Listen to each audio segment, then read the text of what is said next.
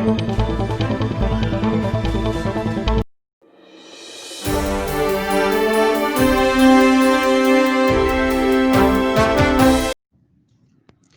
راجن پور DHQ ہسپتال میں کرونا وائرس سے بچاؤ کے لیے پاکستان میڈیکل ایسوسیشن کی ٹیم امدادی کھیت لے کر پہنچ گئی اور DHQ ہسپتال کی اپ گریڈیشن کے حوالے سے تقریب منعقد کی گئی۔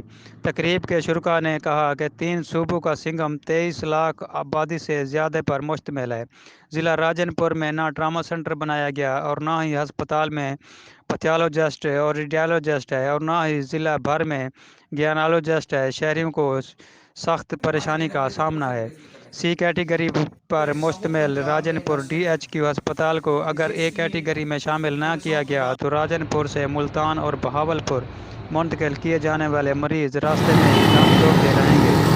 کیمرہ مین کے ساتھ چودھری عاطف، ENN نیوز، راجن پور۔